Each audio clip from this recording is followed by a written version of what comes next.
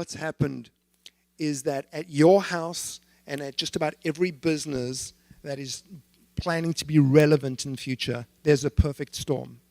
And the perfect storm includes technology, it includes parents and parenting, it includes what's going on in the world today, all the worldwide events, certainly includes social media and social and digital media. And as a result of that, what we have is we have jokingly what I call aliens, people that are growing up different from what we've ever encountered before. So that's the cue. So look at this. This is what we see when we look. We see your grandparents, your parents, and then them. And for the most part, they kind of look the same, kind of human, but they really are not. Okay, so that's what we're gonna unpack a little bit, and I'm gonna show you how there really is no way that they will ever be like us. That's the conversation we're in. So I hope you're excited about that, because it is pretty awesome. The saying goes, what you see is not more real than what is true. And what you see is that they're different. They look the same, they go about things really differently. So what you'll find as a parent or an employer is you'll come into a situation really early on and you'll expect them to behave in a certain way, and they don't. And that's okay. Remember, what we're talking about here today is neither good nor bad. It just is. It's the way things are going. It's the way change happens. But what you'll see is that often something is going to happen that you don't expect until you have a different lens to look at this generation through. Next slide, please. There we have it. And this is what happens. We have generations that are really frustrated by Gen Z because they don't get them. They look at them and they expect them to be a certain way, and they just aren't like that because everything that they've grown up in and with has wired them differently. It sounds so simple, right? They don't value necessarily the same things as we do. So let's look at the world we're in. Click it one more time. This is awesome. Okay, so, oh no, go back one more. That's supposed to move. That's a video. So what you're going to find is that I want to take a moment to look at the world we're living in today. And if you look at the world we live in today, if you look at it piece by piece, you realize that there's a lot changing, right? But when you put it all together, you realize really quickly how dramatically things are changing. And that change is what's impacting our lives so much. So let's look at this slide. So, oh, there it goes. Isn't that cool? That's an animation. I'm grateful that's an animation and not real life. Next one. Thanks, Adam.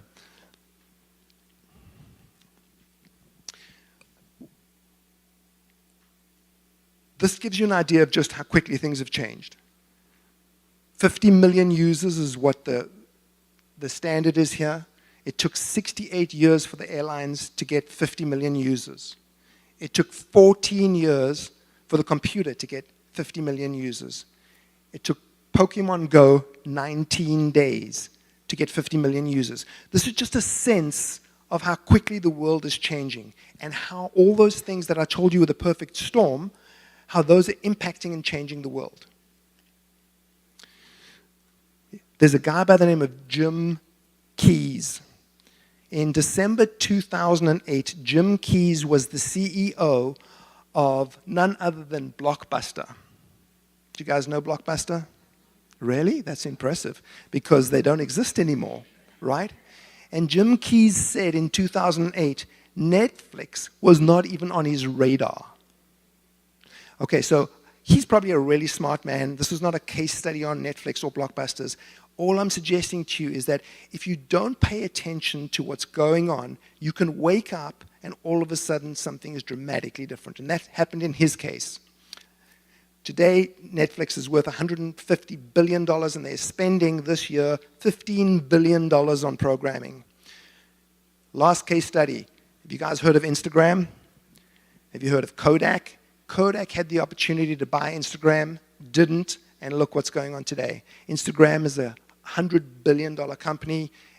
Kodak doesn't exist anymore. That's how quickly change happens. It feels like it's happening slowly, but in many cases happens overnight. General Motors. In 2019, which is this year, they determined that they will produce their first car with no steering wheel and no controls. How cool is that? Any of you have an autonomous driving car, you will soon enough. Okay, it's coming, it's happening. The amount of testing that's happening in this space will blow your mind. Pittsburgh, just almost name a town, a city, and they're already testing these cars. And they reckon, meaning General Motors, that by 2020 will be the beginning of the death of car ownership. I can't wait. I never want to drive again. I can't wait for that. All right. China has technology that it can facially recognize 1.3 billion Chinese citizens in under 3 seconds. They have a system where they had pickpockets in the underground, in the train stations. And what they did was they tracked people's cell phones, and they very quickly determined who the pickpockets were by the activity from their phones, what they were doing, how they... Minority Report, any of you see that movie? If you guys want to know what tomorrow is going to look like, watch science fiction movies. It's going to happen like that. Minority Report, this is what's happening. So what they were able to do is they tracked people, and the people that weren't going into the train station and leaving, that were milling about, they thought were the pickpockets. And they started to arrest them before they committed a crime, and it turns out that they were right. Isn't it interesting?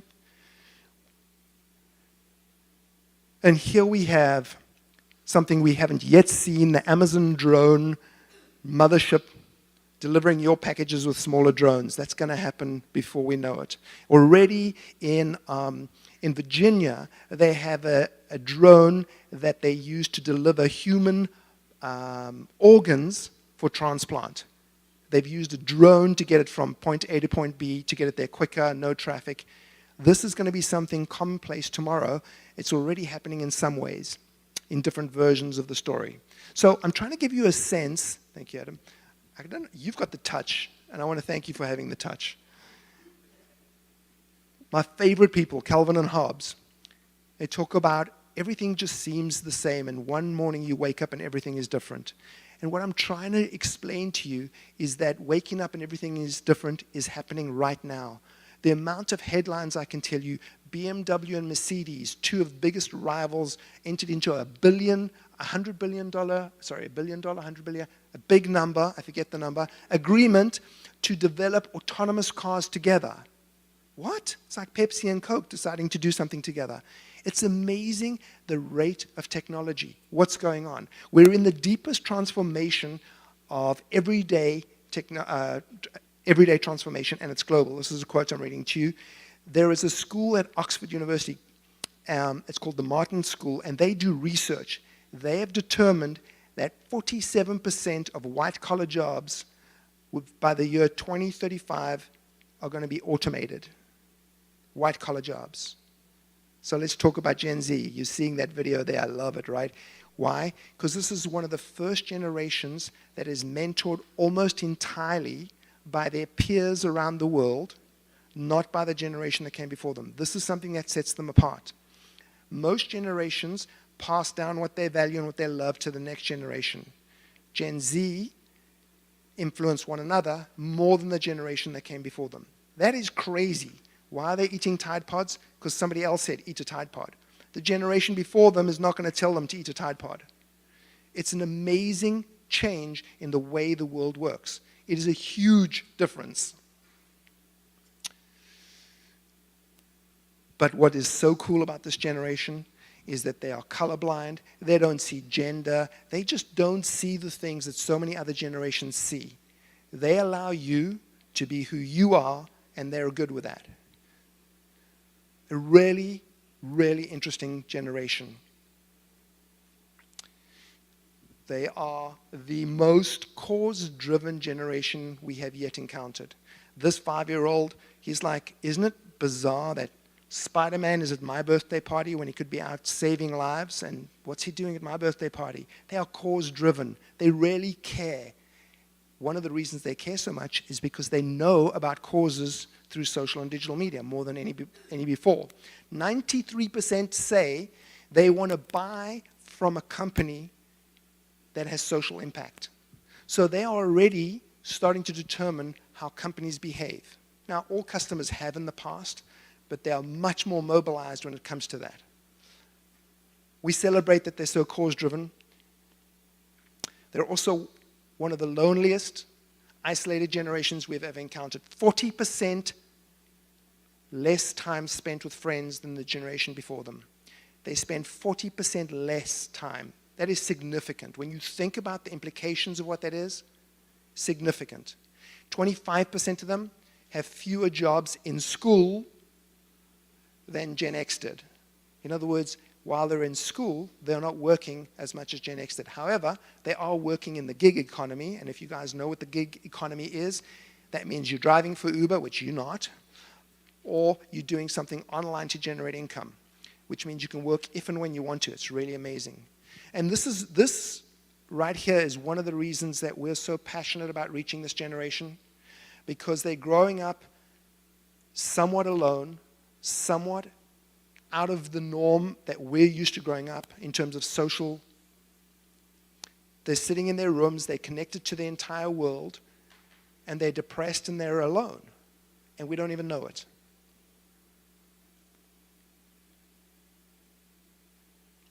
Part of what you'll see, because they're growing up like that, they haven't developed. This is so cute. How's this guy? Come on, isn't this I just love him already. They are not developing their social skills in the same way as the generations before, because they're just not getting out as much. They're not communicating in the same way as much. Their lives are different, and so they have not learned the same social skills that the generations before them have. It doesn't mean that it's bad. It just is something you need to understand. As an employer, it's critical that you know that. As a parent, it's critical that you know that. It doesn't mean that your child has got bad manners. It just means that they're growing up differently. And I hope there's things that we can do to help them in that. This young man, he's seen some wonderful things and he's seen some terrible things. And that's what this generation has grown up with. They have had very few filters in their lives in terms of seeing everything that's going on in the world. Social media has given them the ability to see some amazing things of people here, there, doing the craziest, coolest things. But they've also had access to some of the worst, scariest, most horrible things that are constantly available to them to view. And so you can't go through life like that and not be different. If you think about a time before television, which some people actually had, something could happen in the town next door and you would never know about it. There could be a mass murderer and you would never know. Everything's fine, let's go sit out on the porch. Today, there's a mass murderer in a country 15 hours away and you're like, don't go outside. It's scary out there, right? That's a real world that we're living in. This young lady's talking about fears, concerns, and worries about what's going on in the world. They are scared, not only financially nervous. They've seen a lot of parents go through the stock market crash in 2008. They'll turn on the news, and there's a lot of negativity on the news. No wonder they're nervous to go outside. They also understand how important it is to be safe and to present themselves well, because they're in a race to get a job to ensure that they're not in the same financial position as their parents or somebody that they might have known. And so they're looking at the world so differently. If they're anxious, if they're depressed, if they're suicidal, it's sometimes something nobody else knows because their interactions are just far, far less. And believe me, it gets better. Okay, sorry about this being so heavy. They don't drive. Come on, that's funny. Parking out front the liquor store, all the things have been bumped. Isn't that funny? That's funny. Come on, guys. They are not driving. At the age of 16, most people would go immediately and get their driver's license. Generations before, it was like a rite of passage. Oh, I got the car. They would then get a job to pay for the gas, potentially. Well, they are not driving. Some of them are not getting their driver's licenses at all. Now the driver's licenses are being got 18, 19, 20. They're not drinking. That should be celebrated. The number of beer sales have plummeted, which is a good thing, right?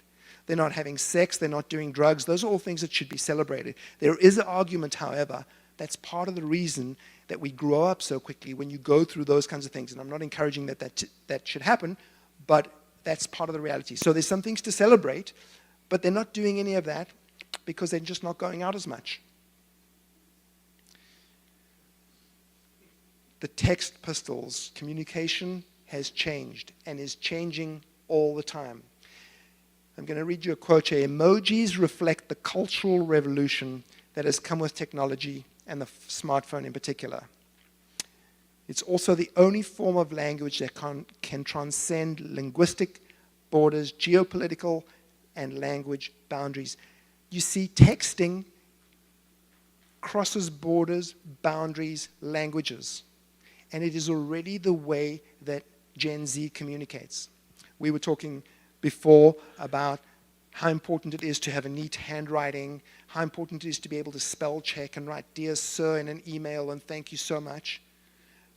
The question I wonder and ponder all the time is, how long is that still going to be important for? How far away from voice-activated texting are we? We're already there in so many ways. Is spelling important at that point? Or can I focus my attention somewhere else? And I'm suggesting to you that while we, the older generations, think that's really important, and I know there is some importance to it, the younger generation may never, ever use that. If we use autonomous cars as an example, is it important for you to teach your child to drive when they may never, ever, ever drive a car? It could be fun, but is it important? I don't know, right? Well, that's where we are. Language communication is being changed.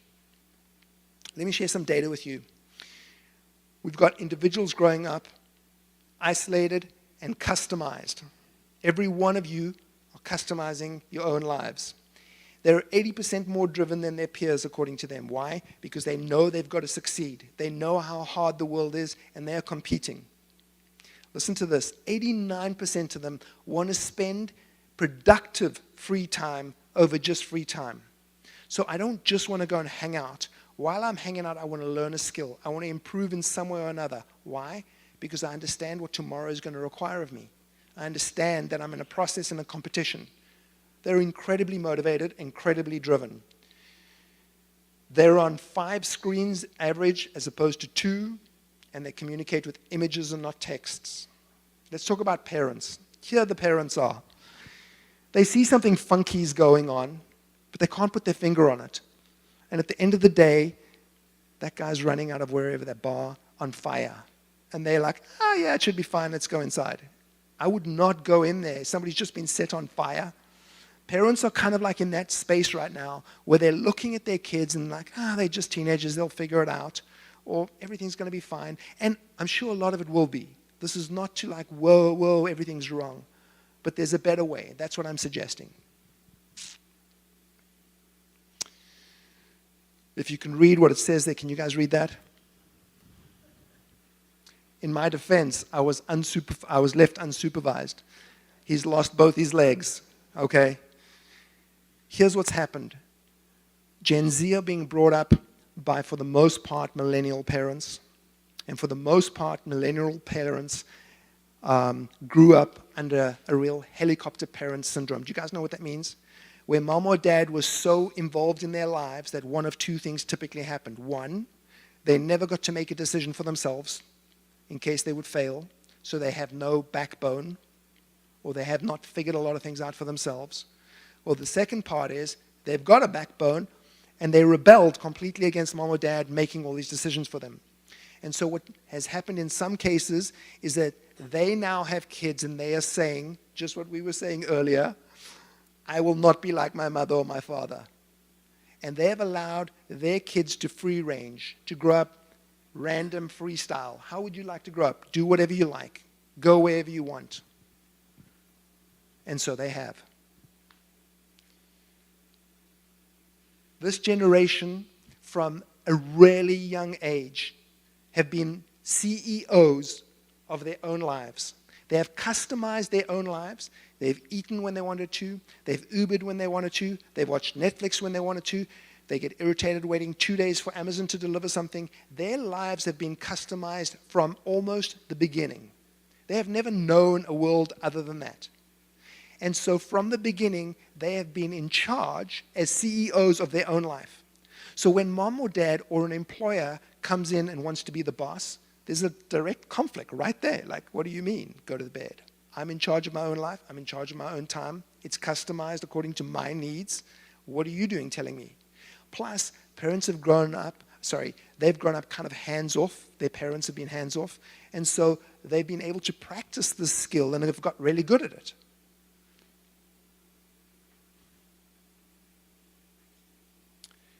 They are one of the most creative and exciting generations we've ever encountered. They have created more things than any generation before them. That's how they communicate. We love that about them, even when they're CEOs. So there's two things that I'm going to share with you. And these two things are really the core takeaways, because I'm scratching the surface and I'm going really quickly, okay? There's so much more to what I've shared. But there's two things that you have to understand. The first thing is, according to many people, Gen Z have what they call an 8-second attention span. You guys have done really well, okay? Really well. That's at least 11 seconds that we've had eye contact. That's great, okay? It's truly not an 8-second attention span. That is a misclassification. Somebody else said it's an 8-second filter, and we truly believe that that's an 8-second filter. And let me explain to you what that looks like. If you get anything from this conversation, take these two things away, okay? This is where it's at. Think about the world we all live in today, all of us, not just Gen Z.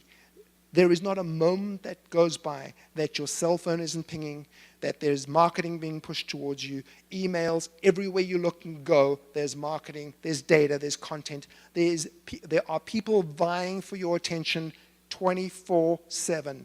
There's not a moment that goes by that somebody isn't trying to get your attention somewhere.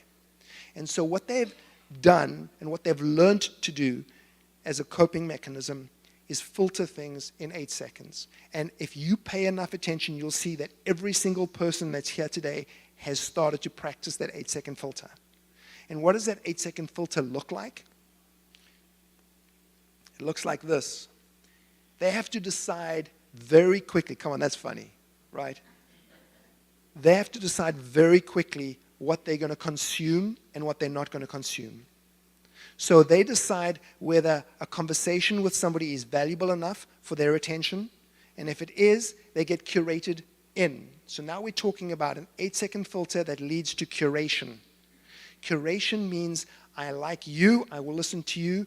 I don't like you, I will not listen to you. And it's not about you as a person, it's about what you've got to say. In order for you to be curated into somebody's life, you have to understand how they work, and you have to understand that this actually happens. Otherwise, where's your motive to try and get into the curated stream? And I want to say this, that if you're not in their curated stream, if you don't follow me on Instagram, I will never have influence in your life. And why aren't you following me on Instagram? Are you? Yes. This is a big deal. So when you're an employer and or a parent, the concept of having to get into your own child's curated stream and or your employee's curated stream is bizarre. I will tell them when to go to bed, what to eat, and what to do. Yes, you will. But the better way is, if you truly want to have influence in those lives, you have to figure out how to get into their curated stream. You've got to be relevant, and you've got to be something of meaning to them. The parent has some of that, not all of that. If you're not convinced, this young lady's name is Maju. She's working for me this summer. She's from Brazil. What an amazing young lady. She has 5.5 million followers. What does she do for a living? She's an influencer. When she went to the Doritos factory, everybody that follows her was eating Doritos. When she wears Adidas, everybody wears Adidas. As a parent, as an employer, if you don't see that tomorrow marketing influence is going through influencers, by the time you realize, it's going to be too late. And it's okay, Gen Z is not going to die. That's not what I mean. It means your opportunity to influence them well will have come and gone. Marketing companies, businesses are slowly catching on to this and realize that I'm going to shut off anything that's trying to advertise to me, But an influencer, if I allow you into my life, you can say to me, hey, I like that shirt. Wow, I'm going to get it then. This journey is epic, and it's one of the motives that you as a parent and or employer needs to understand. You have to learn how to influence, otherwise you will have no effect. There's a raging debate about screens. Screen time, it's terrible. It's driving people to depression. There's a lot of truth to that. And I'm not here to say it's wrong or it's right. I just want you to know this. If you look at what's going on in our lives, we are going to get more and more and more and more screens. My refrigerator talks to my dishwasher. My dishwasher speaks to my garage door. Turn on when I go to sleep. When my power goes down and my lights turn off, then the dishwasher can turn on. My life is full of screens, and yours is going to be more and more full of screens. So screen time, even if it is the issue, is not an issue we can solve. So standing here to say, well, limit your kids' screen time is not going to solve one problem that we are currently facing. Does that make sense to you? Can I tell you what is an issue right now? Is social media. Social media is very difficult. It is epic on so many different levels. So let me tell you this. One of the things that you can do, is you can stop your children from using it. Tie them up, put them in a corner. Great job, mom. Great job, dad. Now they won't only be ostracized by their friends, but even your friends will think you're weird. Okay? You've got to understand that the world we live in, social and digital media, is part of communication. The social media is a little bit scary, and I'm going to read a quote to you here. Social media, the challenge with social media is the social comparison is amplified in feelings of insecurity, envy, and depression, and social isolation. Social media is epic from that perspective. There's a whole bunch of my friends that went here. I'm the only one that didn't get invited. What's going on? Everybody's lives on social media are like, oh, look how amazing that is, and my life is just not like that. We totally understand that. There are some real challenges around the social media space, especially for girls, because girls tend to be a little bit more vulnerable to this. So if you have a son and or a daughter, you have to pay attention to what's going on. This doesn't mean become a helicopter parent. This doesn't mean get into their feed and take their phone away from them. That is not going to be a good solution. But you've got to be aware of who your kids are and what they're doing in that space. What I really believe is going to happen is in very short time, you're going to start seeing that Gen Z entrepreneurs are going to build new applications that aren't going to be based around likes and such. Here's the thing. It's a multi-billion-dollar industry. Programmers are building apps and programs to get you to come back all the time. Is a mom or a dad saying, get off your phone, going to help? No. All it's going to do is make them do things differently. They're going to do it when you're not there. They're going to sneak away, and you're going to start to create something that you have to deal with. There's a better way. You just have to be deliberate. Stay there, Adam. No, go back one more, Adam. Thank you. So the idea is here, as soon as you know better, do better. And if you know anything better today, just know this, that this generation is wired differently because of all the forces that have come to bear on them. They cannot be the same as the silent generation, where the Hoover Dam was awesome and online dating was going down whatever that thing's called. Okay? They can't be the same. So let me share a couple of thoughts with you. One, every single one of us is being changed. So if they are truly aliens, what they've done is they've invaded Earth, and they are slowly making us like they are. Every one of us is starting to adapt and to change, to customize our own lives, to in the same way as they have individualized every single thing we're about. We're just blaming them at the moment because we don't think they're like us, and they're not, but we're becoming more like them. The challenge that parents have is this. It is really hard to keep up. Technology is changing all the time. We call it tech fatigue. What's the latest app? My daughter's got this new app. What now? Oh, I can't keep. Well, let me tell you, you have no choice. The world is changing so fast. There is a time where you will no longer be able to get Windows 95. It will not be served anymore. It will not be supported anymore. Sometime Windows 95 is going to be buried. I'm sure it already has been. I'm joking when I say that. The old flip phone is dead. You'll find it in a museum. Life has moved on. The same with apps. Apps are the way that people are communicating, and you have to be aware. Now, you don't have to learn them all, But as long as you take a step, you're moving in the right direction. Tech fatigue is an excuse for you to be absent and not parent. It's an excuse for you not to manage your employees well. You have to understand how they communicate so that you can move with them. I will give you some suggestions and answers. My heart is to influence them well. And that's why, for me, it is truly, truly important to understand what makes them tick as a generalization. Our business relies on it.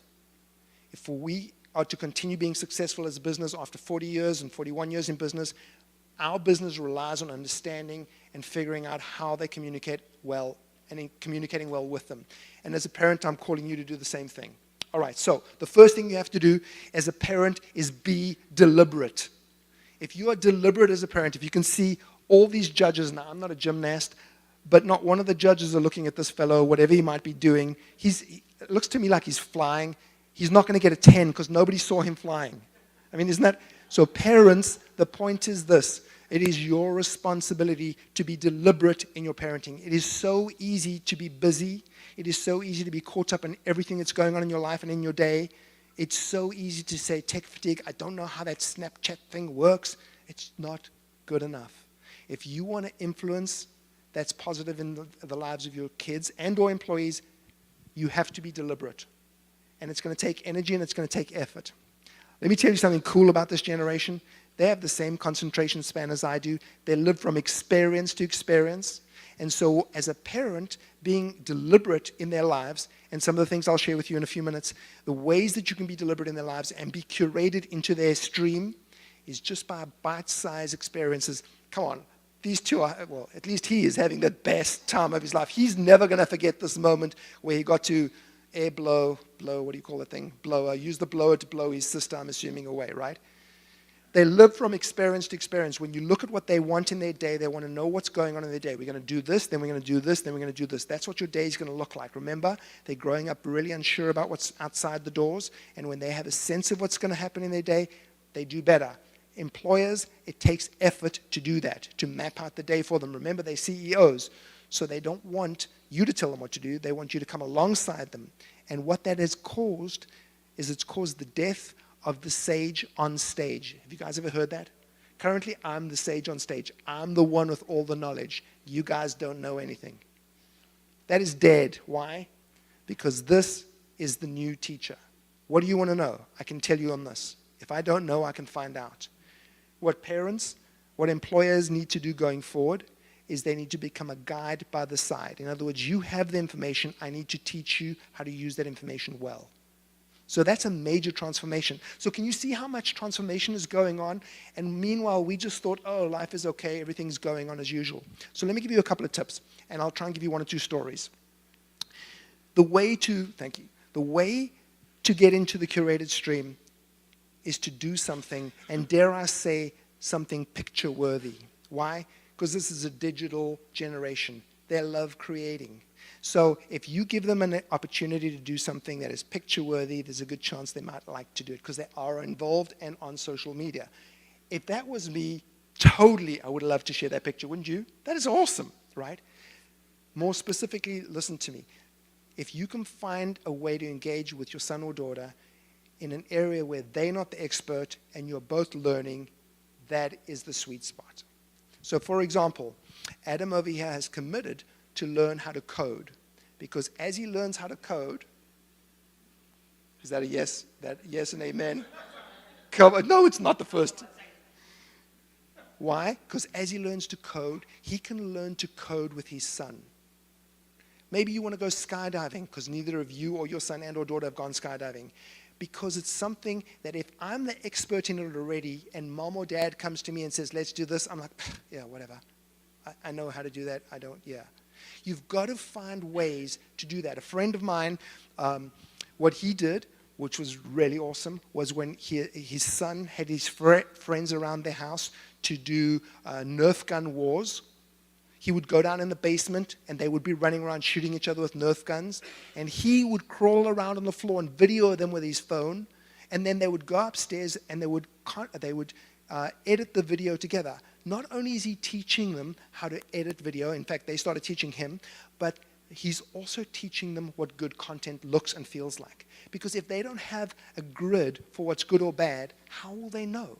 If you look at what you can find online today, it is really crazy.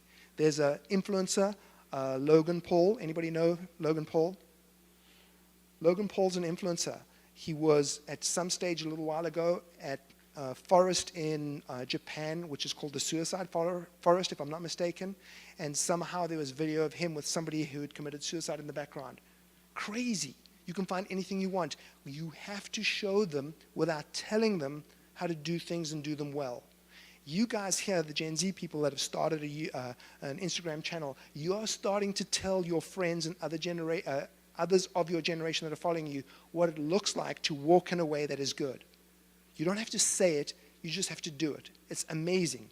There are so many examples like that, but as a parent, if you deliberately look at ways to engage with your kids that aren't ways that they already know and understand, you will find common ground and you'll be able to walk together.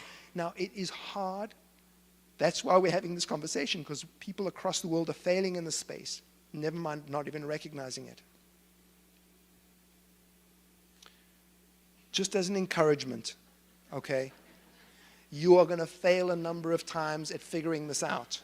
Why? Because there is no handbook. We're really in the changing of an age. We're in what they call the fourth industrial revolution. We're in the changing of an age. There is no roadmap. Any parent will tell you there's no book to be a parent, but there really is no roadmap. The point is that if you don't try, you have no sense of where this is going to go. And again, I'm not saying calamity. I'm just saying there's a better way. If we're going to help this generation and call them into the destiny that we know they've been called into, it's going to take some deliberate but yet invisible parenting to get them there. Well, I never grew up like that. We know you didn't grow up like that. This is what this generation needs at this time. Our end goal is for this kind of environment. Doesn't every mom and dad want to like, oh yes, this is how life is? Well, what happened is they got tick bite fever because there were ticks there, and this kid twisted his ankle. You never see that part of the picture, right? No, I'm joking. So the point is we want something that is amazing. We have a sense of how this can go and go well for our kids, right? But again, all I'm asking today is that you have a different lens when you look at them. I can't suggest every solution. But we've seen so many, but I can't suggest. The solution is, if you have a different lens, you will be able to impact them in a way that is exciting. For the Gen Z people that are here, there's maybe even an alpha person here.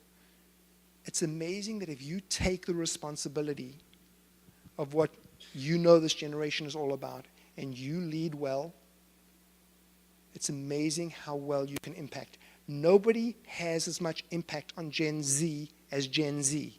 And that's why as a church, as a leader, this is the generation that you have to raise up and raise up well and put into leadership, because they are impactful on this generation, more so than any other one of us. So I'm going to stick around for some questions. There's some resources over there. And thank you very much.